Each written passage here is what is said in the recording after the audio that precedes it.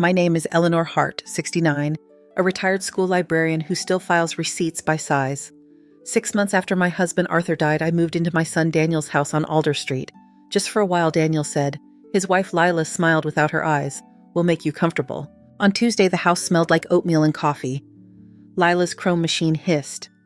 She set out 3 cups, 2 matte gray mugs for them, and a green one for me with painted ivy around the rim. The ivy mug had appeared on my first morning and had been mine ever since. Your favorite, she said. I wrapped my hands around the warmth. Mornings had turned slow. I woke late, mouth dry, thoughts heavy. Lila called it grief. Daniel mentioned a doctor he never scheduled. I'm running to the market, need anything, Lila asked. Apples, I said. She left with her quilted tote and a bracelet jangle. 20 minutes later, I walked to the corner shop for a newspaper the way Arthur and I always had. The air was clean and cold. A bus sighed. For the first time in days, I felt like someone moving under her own power. A boy sat on the steps of the shuttered laundromat beside the shop. 10, maybe 11. Hair badly cut backpack clutched to his chest. When I drew even with him, he stood jerky urgent. Ma'am, he said, voice thin but certain. Okay. He pressed a creased softened paper into my palm, fast eyes on the ground the way children pass notes in class. His fingers were cold. Don't drink the coffee, he whispered. The lady with the yellow hair put something in it. I seen her. Then he ran down the alley and was gone. The paper read, Your daughter-in-law put something in your coffee. Don't drink it. Below smaller, I watched from the fence. She don't know. I bought the paper with the wrong coins twice. Memory spooled backward, late mornings, dreamless sleep, the ivy mug always waiting. Lila's fresh pot, just for you, paired with a smile that stopped at the mouth. Daniel's tired mom's been through a lot. Outside, the note felt hot in my hand. Back at the house, the green mug sat where I'd left it, steam thinning to nothing. I carried it to the sink and poured it out. The act felt like stepping off a curb that wasn't there. I rinsed the mug until the ivy blurred and set it to dry. Lila returned with apples shiny as ornaments. Get your paper, she asked. I did. You didn't finish your coffee, she said, glancing at the rack. Trying to cut back, I said. Not a bad idea at your age, she answered. That night in the guest room, dotted duvet, lavender pillow spray. I listened to the house clear its throat, the fridge motor water in the walls, Daniel's steps. The fog behind my eyes had thinned since morning. I thought about the boy's backpack clutched like a life preserver and about the last year of Arthur's illness when I held on to routines with the same stubborn grip. At 7 the next morning, I was already dressed. Lila floated in wearing a silky robe. You're up early, she said. The ivy mug was already in position. I lifted it, let the liquid touch my lip and set it down. I'm going to brush my teeth, I said lightly. In the bathroom, I poured the coffee out, ran the tap, and looked at myself in the mirror. When I came back, Lila stood near the doorway with her phone to her ear, voice pitched low for upstairs. She seems clearer today, she said. A pause then, we might need to up the drop. I didn't move. Language is a weather vane, turn it a degree and you see the wind. Up the drops, as if a morning could be measured by droppers. I set the ivy mug in the rack and wiped a ring of water from the counter because hands need something to do when the body wants to run. For weeks, I had been calling fatigue a season. Seasons have causes. Outside, the maples let go of a small handful of leaves. Lila's voice floated from the hall again. Yes, before he leaves for the clinic. Then, after a beat, I know what I'm doing. She ended the call and came back to the kitchen with a quick smile. Thought you were upstairs, she said. I was, I answered. The rest of the morning behaved as if nothing had changed. Daniel left with a travel mug. Lila made lists on a pad with a felt tip that bled through. I sat with the crossword filling in the short words that give the illusion of progress Ash Elm lie. Every few minutes I felt her glance to confirm the ivy mug stayed empty. Near noon I put on my coat and told her I'd walk to the post office. Book club mail, I said. On Alder Street the air tasted faintly of copper. I passed hedges clipped into obedient shapes and touched the note in my pocket as if it were a compass. At the post office I bought a single stamp I didn't need, stood in the lobby between the blue bins, and read the note until the letters were only shapes. The crease left a thin line across my palm when I folded it again. On the walk back, the wind shifted a chime on the next block's porch, a bright clink like small glass marbles. I paused at our gate, steadied myself on the post, and felt my balance return in a slow tide. In the kitchen, I placed the apples in a bowl and noticed the ivy mug always lived on the lowest shelf, within easy reach, polished to a shine. The house smelled of lemon cleaner. Lila was at the sink, the ivy mug in her hands. Tea, she asked. I'll skip it, I said. That evening from this guest room, I heard Daniel's voice on the landing outside their room, low, uncertain. Lila answered in the calm, professional tone she used on neighbors. I didn't lean closer. I waited for the change in her voice, the one you learn to hear when people discuss you as a problem. It came near the end, soft as a dropper releasing a bead of liquid, increased the dosage. I slept lightly and woke before the alarm on Daniel's phone could trill through the wall. The house held its breath. I folded the note until it was the size of a postage stamp and tucked it into the pocket of my robe. When I entered the kitchen, Lila was already there, hair pinned back, robe tied with a crisp bow. The ivy mug waited at my place. She lifted a small brown bottle, counted 1, 2, 3 tiny drops into the cup, then topped it with coffee and cream as if garnishing a dessert. She didn't notice me watching her in the reflection of the microwave door. I figured you'd want a head start, she said when she turned. You were up half the night. I had things on my mind, I answered the bland truth. I carried the ivy mug to the sink, turned on the faucet to rinse a spoon, and let the stream skim the rim. Lila set her own mug on the counter and angled her body so she could see me drink. I lifted the cup, let it touch my lip, swallowed air. She relaxed by degrees. The next hour was an experiment in theater. I ate slowly, praised the apples she'd bought, and offered to peel some for a tart I didn't intend to bake. I excused myself, took the mug to the bathroom, and poured it down the drain, while the vent fan muttered. In the mirror, I looked the way I felt, more awake than the calendar had allowed me in weeks. On the landing, Daniel kissed Lila's cheek and pressed his forehead to hers. A small private exchange like people make when a task has become routine. He left with his briefcase and the stainless travel mug that had replaced his old chip thermos. The door clicked. Lila returned to her lists. The following days stacked up like neat file folders. Every morning, 3 drops the ivy mug my performance. I learned the house's rhythm in the clear hours that followed the mail. At 11, the neighbor's leaf blower after lunch, the exact minute sunlight struck the spice rack and made tiny glass shadows on the wall. Lila's patience thinned when the mug came back empty, but I did not doze. Her voice on the phone changed shape depending on whom she called. With her sister, brisk sympathy. With a woman from her design firm, crisp authority. With someone saved simply as Dr. K, it took on a tone I recognized from the school nurse's office, measured distancing. She's calmer with the routine, she said, once closing the pantry door with her hip. But she gets foggy again if I don't keep it consistent. Foggy, the word used to describe weather, now lived in my chest. On Friday, a strange mercy arrived. Lila tied on her shoes and announced site visit, the Maple Street remodel. I'll be gone a few hours. Daniel has a late clinic. She checked the stove, though it was off, straightened the fruit bowl, though it was centered, and glanced at the ivy mug as if it might clamor for her attention. I'll be fine, I said. The front door shut. Silence changed color. I counted to 200 because numbers have a way of taming fear, then set to work. I began where librarians begin, with the obvious shelf before the obscure one. The kitchen was an index of Lila's preferences, labels, forward oils in one, Lazy Susan spices in another, the baskets for onions and potatoes lined with paper towels folded into tidy squares. On the second highest shelf, behind turmeric and smoked paprika, a squat glass bottle hid in the shadow of a tin of cocoa. Cobalt blue dropper top, partial label torn at the corner. Nocturne sleep emulsion, directions in fine print, sublingual or diluted 3 to 5 drops, not for pediatric use. Consult provider for geriatric dosing. I did not have to taste to guess the slick weight it would lend to coffee. The residue at the lips smelled faintly of licorice and something metallic like a coin rubbed between fingers. I did what I had done all my life when information needed to be fixed in place. I took photographs. Wide shot of the open cabinet with the bottle nestled behind the paprika. Close shot of the label with the batch number. Mid shot with my hand in the frame to mark scale. I set the bottle back at precisely the angle I'd found it. Habit made me align the paprika again. Habit saved people from errors more often than goodness did. In the bathroom off the primary bedroom, Lila's vanity had its own taxonomy. Moisturizers on the left, serums in the middle, sunscreens standing like soldiers. Beneath was a drawer that stuck halfway, the polite kind that asked to be tugged twice. Inside, a pharmacy of samples and a zipped pouch of receipts. I unzipped. At the top were 2 slips from a discount supplement site, Nocturne Sleep Emulsion, 2 bottles, expedited shipping. On one receipt, next to the item line, a pencil note. 3. 4. The question mark dug into the paper. There were printouts as well, folded in thirds, like letters. Managing sundowning, a practical guide. Sleep disturbance in bereavement, when routine isn't enough. None of them were sinister by themselves. There's no law against information. But in the margins, Lila's handwriting marched like a list of permissions disguised as Care Start 3 drops, add oat milk to cover taste, ask Dr. K about interactions.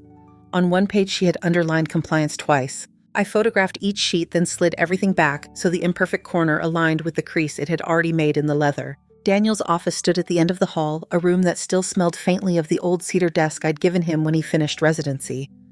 The top drawer gave easily pens a watch battery in its blister, a family of binder clips. The second resisted. People often believe a lock is a lock because a key turns. More often, it's a thin plate of show metal and hope. I pressed the heel of my hand to the right side and lifted. The catch gave. Inside lay a manila folder labeled Options. The courtesies made me lonelier than the contents. I slid out the stack and found the kind of glossy brochures that arrive in the mail when you search certain phrases online: Cypress Grove, Residence, Willow Bend, Alder Pines. All sunlit porches and silver-haired women holding mugs like mine but with wider smiles. A printout from a law firm, Guardianship and Conservatorship FAQ, with paragraphs highlighted in neat strokes. A draft letter to someone named Dr. Lerner. I'm writing because my mother-in-law has been increasingly forgetful, confused at night, and unsafe in the kitchen. We've observed episodes that concern us. Beneath bullet points describe me leaving burners lit, wandering outside, at midnight mistaking the closet for the bathroom. None of those things had happened. A sentence at the bottom waited without a period. We want to do what's best. Underneath the brochure's paper scuffed by hurried fingers, bank statements with my name at the top. My heart did not race. It concentrated. I recognized the intervals, the modest transfers I had made for property taxes, the autopay for utilities that had followed me to Alder Street. In the margins, Lila's writing again, rows of numbers marching down the page, monthly costs for the residence's arrows to when funds expire with dates.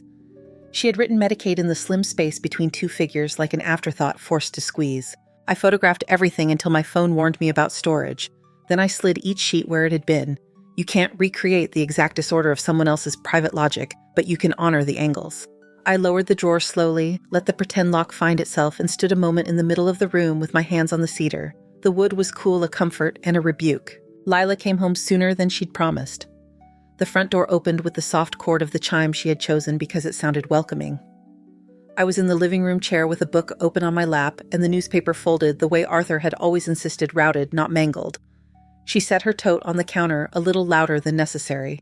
"How'd you do?" she called as if I were a patient who'd been left to try a new exercise alone. "Fine," I said. My voice sounded like someone else's, the version of me who waited at carpool line with a clipboard. She walked into the living room, scanned the coffee table, the end table, my lap. The ivy mug wasn't present to reassure her. Only after she clocked that absence did she let herself smile. "I brought dinner. Thai. You love pad see ew." "I haven't had it in years," I said. Both things were true. We ate from cartons because the dishwasher was mid-cycle. She talked about backsplashes and lighting temperatures. I answered where answers were required. That night I slept for 4 full hours, woke and slept again. No fog. The body remembers how to be itself given a chance. In the morning, I dressed in actual clothes, navy skirt cardigan that still smelled faintly of cedar, and pinned my library name badge in the inside pocket the way I had on open house nights when strangers poured in and I had to find my voice quickly. Lila turned from the counter, saw me put together at 7 and blinked. "Big day," she asked, like, "Is it, huh?" "You can't light?" "Thought I'd try being me," I said. She reached for the brown bottle, the cobalt flash of glass at its shoulder. "Let me get yours," she said, already counting, and stopped when she noticed my hands were empty. "Where's your mug?" "In the rack," I said. She retrieved the IV mug, dried a phantom droplet with the corner of a towel, and poured with ceremony. Steam ribboned up. I held the cup, felt the heat, and placed it carefully on the counter between us. "Lila," I said, "we should talk." She tilted her head, patient, the benevolent coordinator of back-to-school night. "Of course." I unlocked my phone and opened the album I had made. The first photograph filled the screen, the cabinet. The blue bottle tucked where paprika might hide a small sin. I turned the phone so the image faced her. For a fraction of a second, her face emptied like a room when the light is extinguished and your eyes haven't yet learned the shadows. Then everything came back on: smile, concern, indignation, layered in the wrong order. "I don't know what you think you're." I swiped. The label, batch number, dosage line. Swipe. The receipts with 344 ghastly in pencil. Swipe. The printouts with her notes. Swipe. The brochures. Swipe. The letter to Dr. Lerner. Swipe. My bank statements with her arithmetic in the margins like annotations on a borrowed book. She made a sound the throat doesn't usually manufacture in daylight. The coffee pot still in her hand descended unevenly and knocked the edge of the counter. Hot liquid broke in a shallow wave across the butcher block. That is not, she began. Accurate, I supplied, and kept my voice even. It's photographs of what's under your roof. She breathed in through her nose. They're resources, articles. The drops are herbal, valerian. You've been restless. This helps you rest. Daniel and I are trying to prevent a crisis. I looked at the towel she had grabbed to blot the spill.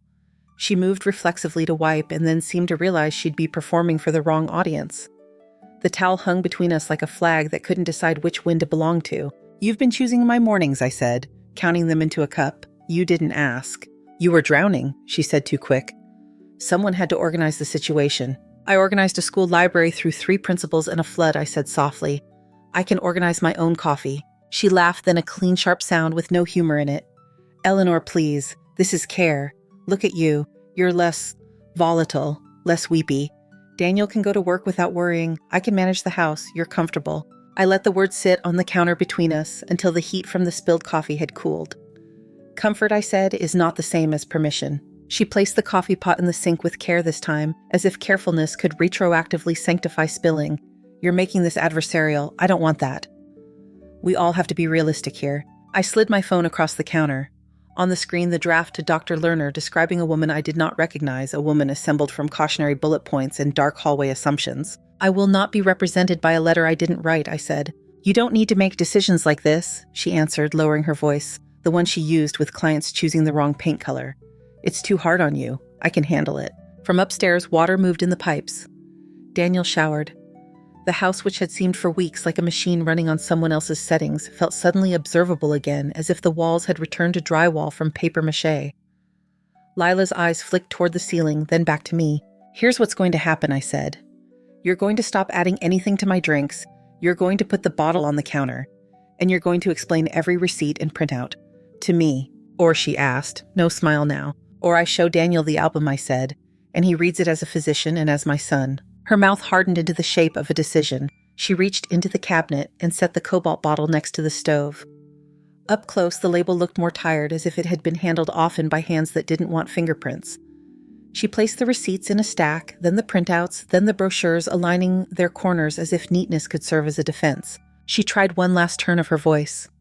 You know he'll side with me, she said quietly. He always has. I know who I raised, I said, and surprised myself with the steadiness of it. For a beat, neither of us moved. Then Lila took a step back from the counter, saw the brown smear the coffee had left where the wood was thirsty, and reached for the towel again. I picked up the ivy mug, walked to the sink, and poured out what she had poured in the thin stream, vanishing without fuss. When I set the cup down, I met her eyes. You've misjudged your subject, I said. You've mistaken quiet for agreement. Her expression flickered, then held. And you, she said, have mistaken care for control. I wiped the counter where the coffee had cooled and left a tacky glaze. The lemon cleaner on the rag cut through it in a single satisfying stripe. That's the thing about residue, I said. It announces itself if you look. The pipes stilled. Footsteps moved above us. Lila folded the towel one edge precisely over the other and set it on the oven handle. We stood like that, objects arranged on a surface, until the room found its ordinary size again. Then I turned the album face down on the counter and waited for the day to continue. The afternoon wore its ordinary costume. Lila ran the dishwasher, wiped the counters twice, and rearranged the lemons in the bowl until their bright skins faced the same direction. I left the album face down on the counter and took the chair by the window where I could see the maple across the street.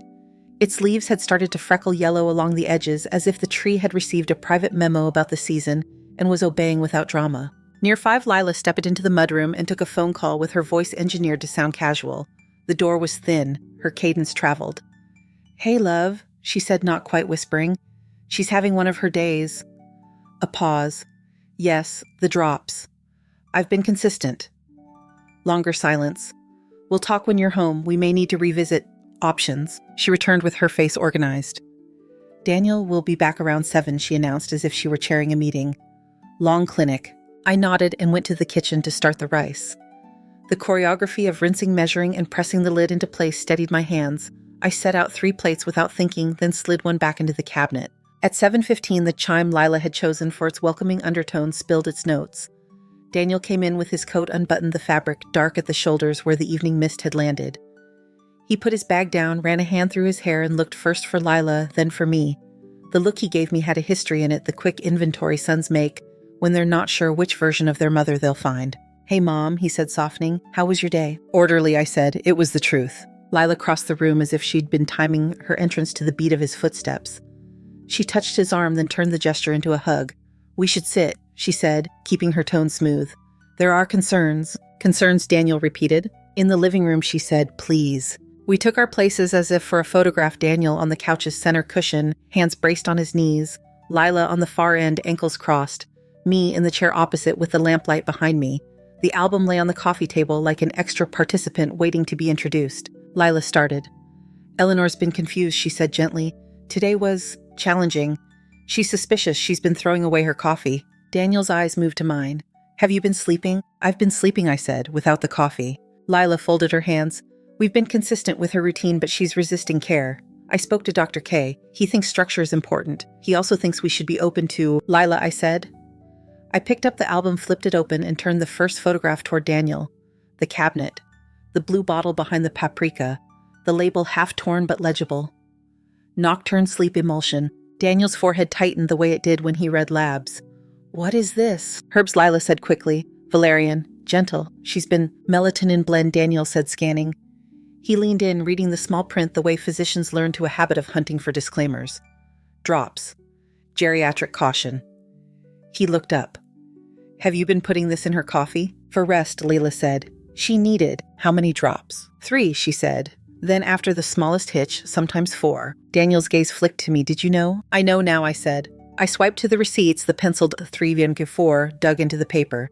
Lila's hand moved toward the photograph as if she could smooth away the graphite, then settled in her lap. He looked at her again. "You didn't tell me you were using this." "I told you she was restless," she said. "I told you I was managing the mornings." "That's not the same," he said, quiet, and the quiet was worse than a shout. I turned the next pages, the printouts with her notes, the brochures, Cypress Grove, Willow Bend, Alder Pines arranged in a neat fan for the camera, the draft letter to Dr. Lerner describing a woman who left burners lit and wandered at midnight. My bank statements with Lila's figures marching down the margins, arrows to dates where the money would end. Daniel sat back as if someone had pressed a palm to his sternum. He glanced at me again, then at Lila as if trying to align disparate maps of the same town. "Where did you get Mom's bank statements?" he asked, and his voice had moved to the place where doctors ask questions they already suspect the answer to. "Daniel," Lila said, choosing her words like stepping stones. "You gave me access months ago when you were helping her with online banking. It's all in the family. I needed to see what was feasible." "I didn't give you power of attorney," he said, now looking at the pages like evidence rather than props. "I didn't give you permission to log in as me." "You were at the clinic," she said, and the sentence reached for sympathy and found impatience instead. "Someone had to plan. We can't live inside a crisis forever." Something changed in Daniel's face. The physician turned toward the sun without leaving the room. "You wrote this?" he asked, tapping the letter to Dr. Lerner. "It's a draft," she said. "Observation-based, a starting point. These episodes," he said, reading, "leaving the stove on, wandering." "Did you see those things happen?" Silence that lasted exactly 3 breaths. "She was up at odd hours," Lila said. "She cried. She misplaced keys. That's not the same as—" "She's not safe to live alone," Lila said, voice rising, not with volume but with pressure. "We're pretending otherwise because it makes us feel kind." "It's not kind, Daniel. It's chaos. She needs a setting with support, routine. Staff, we talked about this. We talked about options," he said, not drugging my mother to manufacture the need for them. Lila's jaw set. "I was lowering the temperature of the house. You're always gone. I'm the one here when she's staring at the wall at noon, when the coffee gets cold in her hand, when she forgets the day." "I lost track of days," I said, "not myself." She looked at me, and the truce we had attempted this afternoon crumpled at the edges. "You were drowning," she repeated. "I threw you a rope." "You tied it to a chair," I said. Daniel stood. Not the sudden leap of a man ready to fight, but the deliberate rise of someone changing altitude so he could see the room. He moved to the kitchen, retrieved the cobalt bottle from where I had asked Lila to set it, and held it as if it were a specimen. "How long," he asked, "have you been using this?" "A few weeks," Lila said. "Since shortly after Mom moved in." Lila said nothing. He read the label again. 3 to 5 drops sublingual. Geriatric caution. Not for pediatric use. He looked at the bottle in his hand. "You know better than this." She crossed her arms. "I know what living with a grieving person does to a household. And I know what sedatives do," he said. The room had become the kind of quiet that lets you hear your own pulse. Lila placed her palms on her knees, leaned forward, and chose a different argument. "She cannot stay here indefinitely," she said. "It's unsustainable. We are not equipped." Daniel didn't answer that. He kept his eyes on the bottle. When he spoke again, his voice had changed, as if he had stepped out of the conversation and brought back a verdict. Pack a bag, he said, not unkindly. Go to your sister's. Lila blinked. Excuse me. Tonight, he said. Take what you need. We'll talk after he stopped, corrected himself. After I've thought. You're reacting, she said. You're tired. She's turned you against me with staged photographs, and those are your notes, he said. Your hand, your math on my mother's accounts. You think I'm stealing? Her laugh had no joy in it. From whom, for what? We have a mortgage, a life. I'm trying to protect it from unraveling. By making my mother appear incompetent, he asked, and something new entered his tone. Grief's shadow, which is anger. By writing to a physician about symptoms that didn't happen, by accessing our accounts without consent. It's called planning, she said. It's called adulthood. You want to be rescued from the part where choices cost. He didn't respond. He set the bottle on the counter gently, as if glass deserved courtesy, even when people hadn't. Pack a bag, he repeated. She stared at him for a long beat, calculating. Then she stood. If I go, she said, I will be speaking with a lawyer. Do you understand what that means? 15 years, Daniel. I'm not leaving empty-handed. He didn't flinch. Take the car, he said. I'll call you a ride after you drop it at your sister's. This is my house, she said. Everything in it has my print. It has mine too, he said, and my mother's. Pack. Something in his steadiness unnerved her more than any raised voice could have. She moved through the room with precise fury, collecting her tote, her keys, her phone charger. In the bedroom above us, drawers opened and closed. Hangers rasped. A suitcase's zipper swallowed fabric in long teeth. I stood at the sink and rinsed the ivy mug until the water ran cold. Lila reappeared with 2 bags, and the posture of someone walking a runway no one applauds. You'll regret this, she said to Daniel. He opened the door. I already do, he said. She paused at the threshold, looked at me, and let her face hold nothing. Then she stepped into the dusk. The door shut with the ordinary sound doors make, but the room recorded it as a change in pressure. For a while we did not speak. Daniel stood with his hand on the jamb as if he could still feel the absence moving down the steps. I folded the towel carefully and set it on the counter. I'm sorry, he said finally, and the sentence did not feel sufficient to either of us. I didn't see it. You saw pieces, I said. They were arranged for you. He nodded, swallowed, and touched the bottle with one finger. We should keep this, and the receipts. You documented everything. I set the album beside the bottle and closed my hand around the spine. The leather was warm from the lamp. I did. He sat on the edge of the couch as if testing whether it would hold. When did you start to feel wrong, he asked, and looking at me the way he used to when he scraped a knee and wanted the pain to have a reason. A few weeks after I came, I said. Mornings heavy, dreams like closed curtains. I thought it was grief's timetable. Then a boy outside the shop handed me a note. A boy, his head lifted. Small, I said. Backpack? Haircut at home. He told me not to drink what she made. I didn't offer anything more. The details belonged to the edges of the story, not this room. Daniel closed his eyes for a second, then opened them and looked at the ceiling as if something up there might be legible from this angle. Water moved in the pipes above us, the kind of sound the house made when no one was trying to hide it with other noise. We'll need to call... He stopped himself. His mouth formed a next word and chose not to say it. He rubbed both hands over his face and left them there. Mom, he said, and the word did. What it has always done, it made a spine for the moment. I'm sorry. Come sit, I said. We sat. The silence changed from courtroom to waiting room. Eventually we ate what had been meant for 3. He pushed noodles around the carton without efficiency, then ate because eating proves you're not a child. After the dishes, he went to the office I had opened earlier and stood at the door as if the room might bite. He put his hand on the cedar desk I had given him then on the top drawer, then he pulled it out and saw the folder labeled Options. He did not open it. He closed the drawer again and locked it with the small key that had hung unused on the inside hook for years. I'm going to sleep in the guest room, he said when he came back, and then corrected himself. In the den. Take your own bed, I said. Change the sheets. He gave a small sound that might have been laughter if the day had been less crowded. I'll take the den, he said, and the compromise was the kind people make when they're out of language. He turned off the lamp. We stood a moment in the soft dark, 2 people learning the dimensions of a different house. At the sink, the ivy mug cooled in the rack. I took it down, dried it, and set it on the highest shelf. Morning brought the kind of light that doesn't apologize. Daniel must have slept after all. He came into the kitchen with lines on his cheek from the sofa's seam and an expression that looked like the beginning of a new habit. He reached for the coffee tin. I reached for the gray mugs. He watched me lift them down 2 identical cups, and his eyes warmed a degree that had nothing to do with heat. Do you want? He glanced at the bottle on the counter, then away. Black or with milk? Black, I said. Let's see what it tastes like. We drank at the table without talking about flavor. He checked his phone once, turned it face down, then turned it off. The room accepted the silence as if it had been waiting for it. By noon, the house had performed enough of its ordinary tasks that it started to believe itself again. I watered the snake plant by the window less than its caretaker's app would advise the way plants like to be watered.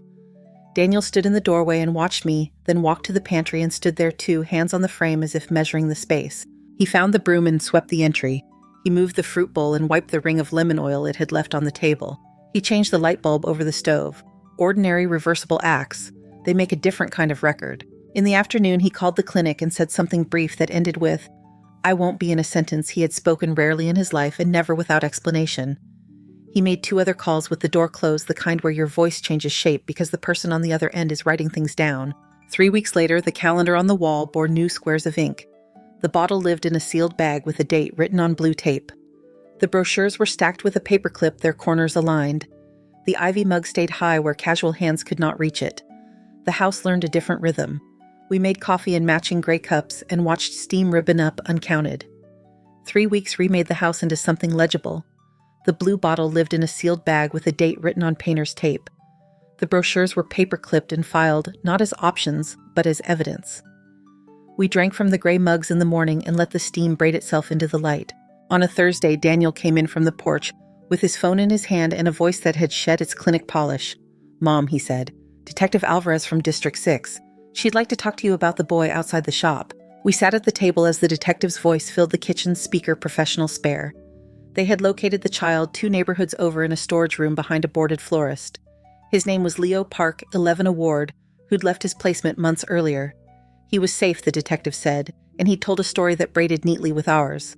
He knew what to look for because his last foster caretaker had used a similar sleep mix and juice to keep the children manageable. He had watched our kitchen from the fence gap on Alder and seen a hand tilt a dropper over a green rim mug again and again at the same hour each morning. "Can I see him?" I asked. "You can," the detective said. He asked if you were all right. He said he'd like to know. We met at the station's family room, a space, with an upholstered couch meant to look like a living room and a water cooler that could not. Leo sat under a poster about safety, the backpack still clutched as if it had a heartbeat. His hair had been trimmed since the last time the bad angles softened into a shape. When he looked up, he looked not at my face, but at my hands as if to confirm they were steady. "Hi," he said. "Hello, Leo," I said. "I brought you a book." I held out a paperback I'd kept on my nightstand for years, from the mixed-up files of Mrs. Basil E. Frankweiler, because children who hide in museums deserve companions in print. He turned it over in his hands like something that might open twice. "Did she stop?" he asked without preface. "The lady." "Yes," I said. "She stopped." His shoulders dropped half an inch, the kind of relief that takes up almost no space and still changes the air. The detective thanked him for what he'd done plainly, without the confetti words adults sometimes use to wrap a child's courage until it can't breathe. We left with a card, a case number, a schedule. The legal machinery proved itself both meticulous and slow. Daniel turned the album over to Alvarez, who photographed the photographs and asked for the originals. She collected the bottle, the receipts, the browser history that had sent glossy mailers to the house, like a flock of benevolent birds with fine print under their wings. The district attorney's office used words that looked enormous in black type: unlawful administration of a substance, identity theft, unauthorized access. Lila retained counsel and stopped calling. There were papers on the porch with signatures where life had been. Daniel moved through these days with a new pace, deliberate, exacting like a surgeon in a smaller stranger theater. He took calls in the den, gave statements, answered where he had failed to ask. In the evening, we learned how to sit without filling the silence with apologies that couldn't be balanced. Sometimes I dreamed of the ivy mug. In the dreams, it was simply a cup on a shelf, unremarkable, while other objects, paper clips, rubber bands, a wooden ruler with my maiden name burned in, carried the charge. Waking was easier than it had been. Sleep let go without a struggle. 2 weeks after the station meeting, Alvarez called again. Leo had been placed temporarily with a foster family on the south side, the kind of placement piled on top of other placements like stacked chairs. He had asked specifically if he could visit the library lady. Daniel looked at me across the table, a question composing itself in his eyes in real time. "I heard Arthur's old joke arrive from somewhere. We have chairs. We can set another plate." That was marriage humor, not policy, but many palpable goods begin in the unguarded sentences people say to the person who knows their pantry. We supervised the first visit in the afternoon with board games in the middle of the table and the detective in the next room. Leo explained how you could tell the difference between regular drops and the heavy kind. The heavy kind clung to the side of the bottle and made coffee look thicker for a second. He spoke like a janitor narrating a building's secrets, no drama, only function. He ate 2 clementines as if they were a test he had prepared for. More visits followed. The caseworker reminded us of the rules in a tone that walked the length of the hallway between caution and encouragement. Daniel listened with a quiet that signaled attention, not withdrawal. I listened with the muscle that catalogs the one that had arranged third graders into reading circles and remembered which 11-year-old pretended not to like Judy Blume and always checked out 2 of her books anyway. When our kitchen began to hold 3 chairs again, it did not surprise me. I moved the fruit bowl to make space for elbows. Leo did homework at the table pencil, burning through eraser tips as if they were kindling. He did not ask for help unless he had already tried twice. When I pointed out a small slip in multiplication, he corrected it quickly and did not look up for praise, but the corner of his mouth admitted something had landed. Daniel softened in observable increments. He rolled up his sleeves to the same spot every evening and failed to notice that he had developed the habit. He hummed in the hallway under his breath the same 2 or 3 bars from a song he did not know he knew. There were still calls and forms, and I did not mistake motion for safety, but the day made more sense. Each action had its own dimension again. The afternoon the judge finalized the adoption, the courthouse windows held an indifferent sky. We sat at a table that had seen every version of family there is. Judge Keating wore a tie speckled with tiny anchors and read the findings aloud as if anchoring names to paper made them hold. She asked Leo if he understood. He did not wait for coaching. "It means I'm theirs when I wake up and when I go to sleep," he said.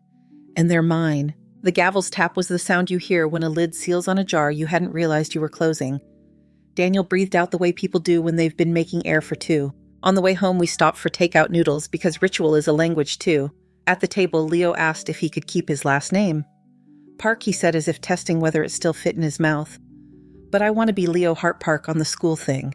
"Then that's how we'll write it," I said. At night, I tucked him into the room that had been a guest space and now understood it had work to do. We had framed the drawing he'd brought from the station, 2 rectangles for a house, 3 circles for heads, 1 crooked heart floating above as if it were a weather symbol. He looked at the ceiling, not at me. "Is it okay if we leave the light on for a bit?" he asked. "It is," I said, and turned the dimmer until the room looked kind instead of bright. Daniel had dozed on the couch, the end of a long week folded over him like a blanket only the day could remove. I set a throw across his shoulders and stood a moment to listen to the house conduct itself, pipes admitting water, the refrigerator catching the distant whoosh of a car passing the corner. The ordinary bravado of shelter. At the back of the cupboard, the ivy mug waited harmless as porcelain. I brought it down, washed it, dried it, and set it on a high shelf behind the mixing bowls, not as a reliquary, but as proof that objects are only instruments. Then I took 3 gray mugs from the rack and placed them on the counter where morning could find them without ceremony. When the coffee machine clicked alive at dawn, Leo padded in with his book under his arm and hair refusing the comb's argument. He sat at the table and opened to the page with a paperclip. Daniel emerged a minute later, the couch's seam printed faintly along his cheek. He reached for a mug and did not check which one. We drank without naming the taste. The steam rose. Sun landed on the spice rack and made tiny shadows of glass against the wall as it had in those first clear days, after I stopped swallowing what someone else measured for me. Leo held up the book, pointed to a sentence he liked not for a lesson, but to show me a corner he intended to keep. Daniel rinsed the pot and didn't realize he was humming again. When the doorbell rang mid-morning, it was the mail carrier with a padded envelope. Inside lay a thin sheaf of papers from Alvarez. A simple note, and clipped behind it copies of what we had given her. The label photographed the receipts, the penciled 3 from 4s. A typed line thanking us for our cooperation. A second line acknowledging the boys' report. The case had moved, as cases do, into rooms where strangers labor on behalf of names they will not meet. I slid the packet into the drawer with the warranties and the birth certificates. Not to revisit, to file. After lunch, Leo asked if he could take a turn watering the snake plant.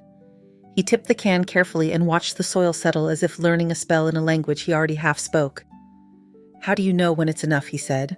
"You touch the dirt," I said. "You look at the leaves. They tell you." He nodded, then pressed his finger to the soil and considered the green with its calm geometry. The plant did not perform gratitude. It simply stood and was more itself for the attention. So were we. Thank you so much for listening to today's story. If this story resonated with you or made you reflect, I'd love to hear your thoughts, so feel free to share them in the comments below. And don't forget to like, subscribe, and hit the notification bell so you won't miss the next story. I'll see you next time as we continue exploring more journeys and lessons together.